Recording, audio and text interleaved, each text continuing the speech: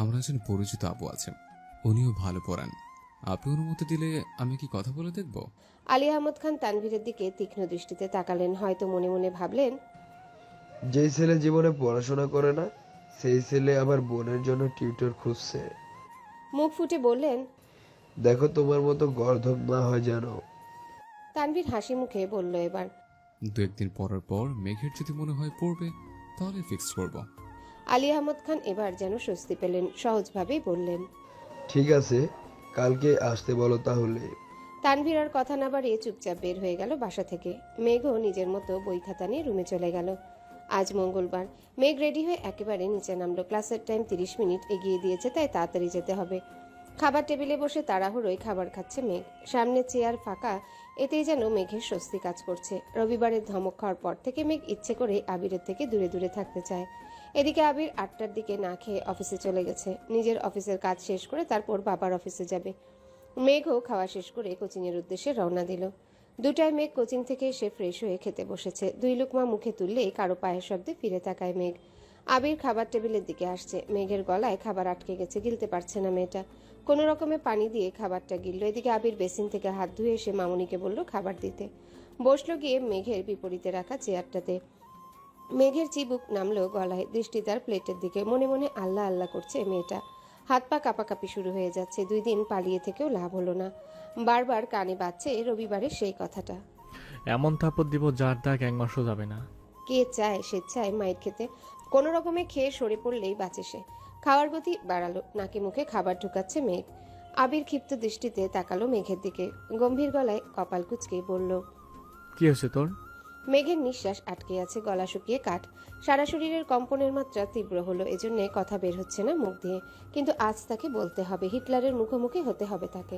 নিজেকে নিজের সাহস দিল। মেঘের সরল স্বীকারোক্তি। কিছু হয়নি আমার।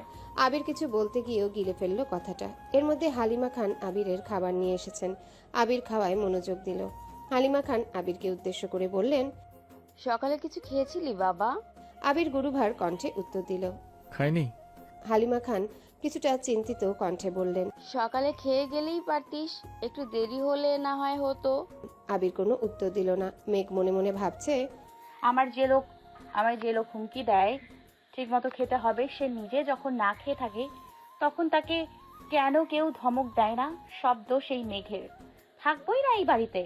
উঠতে চায় টেবিল থেকে, তৎক্ষণাৎ চোখে পড়ে আবিরের দিকে। আবির মাথা নিচু করে খাচ্ছে। এখন উঠতে গেলে নিশ্চিত ধমক দিয়ে আবার বসাবেন। কে জানে আবার থাপ্পড়ই মারে কিনা। এসব ভেবেই মেঘ আবারও বসে দ্রুতগতিতে খাওয়া শুরু করে। আবির ভাই রাগে এক প্রকার চিৎকার দিয়ে উঠল। এক থাপ্পড় দেবো তোকে। এভাবে খাচ্ছিস কেন? মেঘ থমকে গেল। ধমক খেয়ে চোখ টলমল করছে তার। মুখের ভাতগুলো কোনো রকমে গিলল।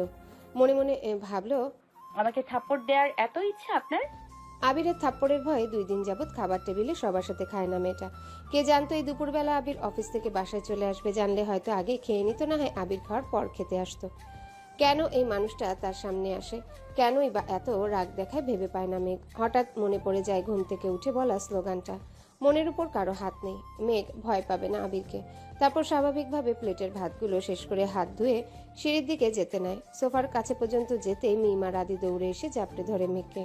আকস্মিক ঘটনায় কিছুটা ঘাবড়ে গেল মেঘ। তারপর স্বাভাবিক কণ্ঠে বলল, কি হয়েছে তোদের? মিম ফিসফিস করে মেঘকে বলল, আপু প্লিজ আবির ভাইয়াকে বলো না আমাদের নিয়ে বাইকে ঘুরতে।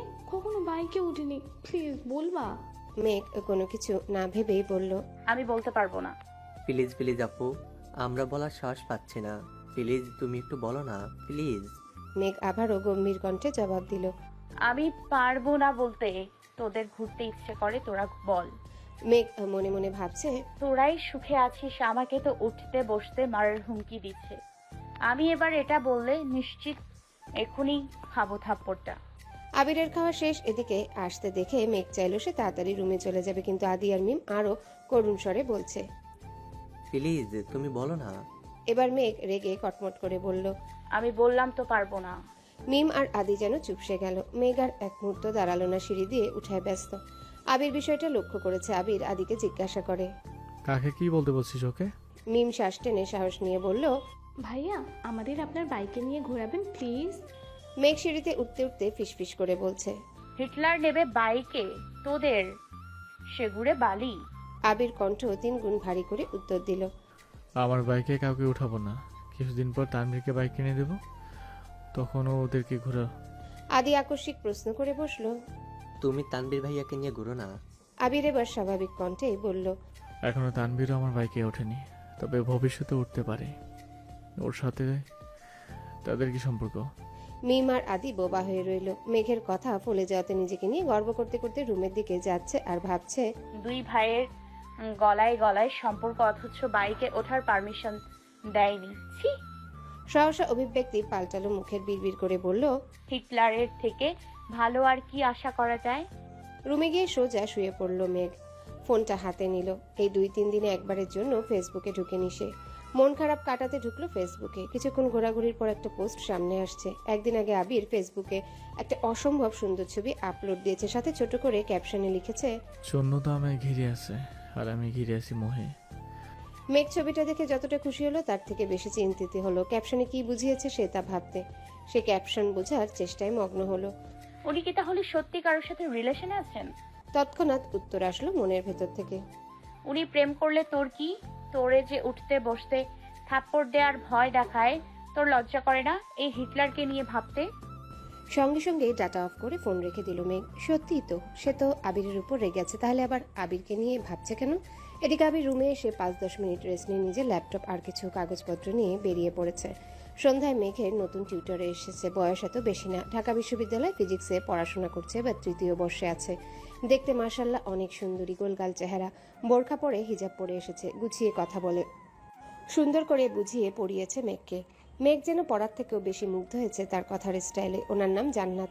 মেঘের ওনাকে এতই ভালো লেগেছে যে 2 দিন পড়া পর্যন্ত অপেক্ষা করতে পারলো না। জান্নাত চলে যাওয়ার সঙ্গে সঙ্গে ছুটে গেল বড় আব্বুর কাছে, জানালো ওনার কাছেই পড়বে সে। আলী আহমদ খান যেন কিছুটা নিশ্চিন্ত হলেন। তারপরও মেঘকে বললেন, কখনো যদি মনে হয় তোমার পড়ার ঘাটতি হচ্ছে, তাহলে আমি নতুন টিউটর আনবো। তুমি চিন্তা করো না, পড়াশোনায় মনোযোগ দাও। মেঘ বলে নিজের রুমে চলে গেল। রাতে সবাই একসাথে খাওয়া দাওয়া করলো, কিন্তু আবির নেই। ইদানিং আবির অফিস শেষ করে নিজের নতুন অফিসে চলে যায়। ওখানে সব গুছানো, প্ল্যানিং করা এসব নিয়ে ব্যস্ত থাকে। রাত 11টার আগে ফিরেই না। কেউ অপেক্ষাও করে না তার জন্য, কারণ আবিরের করা নির্দেশ। আমার জন্য কেউ অপেক্ষা করলে আমি আর ফিরবই না। সেই থেকে মার মামুনি শুয়ে পড়ে। আবির 11টার পরে এসে ফ্রেশ হয়ে নিজের মতো খায়। কেটে গেল আরো 2 দিন। দেখা হলো না মেঘ আর আবিরের। সকালে আবির খেতে আসলো, মেঘ আগে আগে খেয়ে পালায়। সে আবিরের মুখোমুখি হতে চায় না। মেঘ ছোটবেলা থেকে খুব আবেগিয়া, জেদি, অল্পতেই কান্না করা তার স্বভাব। আর কোনো বিষয়ে জেদ করলে তা সহজে কাটে না। যেমন সামান্য কয়েকটা থাপ্পড়ের জন্য আবিরের সাথে 9 বছরের উপর কথা বলেনি একটিবার। আবির দেশে আসাতে মনে অন্যরকম অনুভূতি জন্মানো শুরু করেছিল সবেমাত্র, কিন্তু আবিরের হুমকিতে অনুভূতিগুলো চাপা পড়ে যাচ্ছে। মেঘ নিজেই যেন অনুভূতিগুলোকে মাটি চাপা দিতে ব্যস্ত। কথায় আছে, চোখের আড়াল হয়ে গেলে মনের আড়াল হতে বেশি সময় লাগে না। এজন্য মেঘ সর্বোচ্চ চেষ্টা করছে যেন আবিরের সামনে সে না পড়ে। সবাই টেবিলে বসা কথা থাকলেও আবির থাকে না বলে একটু রিল্যাক্সে খেতে পারে। রাতেও জান্নাত পড়িয়ে যায় 7:30 নাগাদ, তখনই খেয়ে রুমে চলে যায়। তখন তো আবির ভাই ফিরেই না, দেখা হবে কিভাবে? সেই রবিবার থেকে মেঘ পালিয়ে বেড়াচ্ছে। আজ বৃহস্পতিবার রাত। মেঘ নিজের পড়া শেষ করে শুয়ে মোবাইলটা হাতে নিয়েছে। আবিরের কথা খুব মনে হচ্ছে তার, তাই আবিরের আইডিতে ঢুকলো, কিন্তু কোনো আপডেট নেই। মনের ভেতরটা কেমন জানি মোচড় দিল মেঘের। মঙ্গলবার দুপুরে খেতে বসেছিল একসাথে, তারপর আর দেখেইনি সে। মেঘের খুব ইচ্ছে করছে আবিরকে দেখার, মনকে কোনোভাবেই শান্ত করতে পারছে না। মনের জোরগুলো নিস্তেজ হয়ে পড়েছে। অনেকক্ষণ মনকে বুঝিয়ে ব্যর্থ হলো, তাই রুম থেকে বের হয়ে গুটি গুটি পায়ে এগিয়েছে আবিরের রুমের দিকে। রাত তখন 11টার উপরে। ড্রয়িং রুমে একটা হালকা আলোর বাল্ব জ্বলছে, পুরো বাড়ি অন্ধকার। মেঘ আবিরের রুমের সামনে দাঁড়ালো, দরজা চাপানো। আস্তে করে ধাক্কা দিল মেঘ। চেক করতে চাইছিল খোলা কি বন্ধ। মেঘের হালকা ধাক্কাতেই খুলে গেল দরজা। কিছুটা ঘাবড়ে গেল মেঘ। যদি আবির রুমে থাকেন তাহলে আজ থাপ্পড় নিশ্চিত। তাই দুগালে হাত দিয়ে আস্তে করে উকি দিল রুমে। রুমের বারান্দায় বাল্ব জ্বলছে, সেটার আলোয় রুমে আসছে। মোটামুটি আলোকিত হয়ে আছে রুমটা। আবির কোথাও নেই। বিছানা টান টান করে পাতানো, টেবিলে বই খাতা কাগজপত্র এলোমেলো, সাথে একটা ল্যাপটপের আলো জ্বলছে। চেয়ারের উপর 2-3টা কাপড় এলোমেলো পড়ে আছে। ছেলেদের রুম সচরাচর যেমন হয়। মেঘ মনে মনে ভাবছে, আবির ভাই কি এখনো ফেরেনি? নিজের রুমের দিকে ফিরে এক কদম এগুতেই কানে ভেসে আসে গানের সুর। দাঁড়িয়ে পড়ল মেঘ। মনে মনে ভাবছে, গান কে গাইছে? আবির ভাই নয় তো? আবারও ঘুরে গুটি গুটি পায়ে এগিয়ে গেল সিঁড়ির কাছে। মেঘ এই জীবনে কোনোদিনও সন্ধ্যার পর ছাদে যায়নি। সবাই গেলেও যায় না, ওর ভয় লাগে। সন্ধ্যাবেলা নাকি ছাদে তেনারা ঘুরে বেড়ায়, সারা রাত ছাদেই থাকেন, এ ভয়ে ছাদে পা বাড়ায় না। সিঁড়ির নিচে থমকে দাঁড়ালো মেঘ। এই গান কি তেনারা গাইছেন আমাকে আকৃষ্ট করে নেওয়ার জন্য? যাবে কি যাবে না এটাই ভাবছে মেঘ। বুকে সাহস নিয়ে 2 কদম এগিয়েছে মেঘ। একটু উকি দিয়ে দেখলো ছাদের দিকে। ছাদের গেট খোলা। এটা দেখে মনে সাহস পেল মেয়েটা। তেনারা গান গাইলে গেট খোলার কি দরকার? তারপরও আল্লাহ আল্লাহ করে এগোচ্ছে মেঘ। গেটের কাছে এসে বুকে হাত রেখে উকি দিল ছাদের দিকে। ছাদের এক কর্নারে নজর পড়ল। চেয়ারের উপর হেলান দিয়ে বসে আছে কেউ একজন। চাঁদের উপর থেকে মেঘ সরে যেতেই স্পষ্ট বোঝা গেল এটা আবির। মেঘ নিস্তব্ধ হয়ে দাঁড়িয়ে পড়ল। এত রাতে আবির ভাই ছাদে কি করেন? কৌতূহল হলো মেঘের। আগে কি গান গেয়েছে তা মেঘ বুঝতে পারেনি, নিচ থেকে শুধু সুরটাই শুনেছে। এখন আবির নীরব। কয়েক মুহূর্ত পর আবির আবারও শুরু করলো।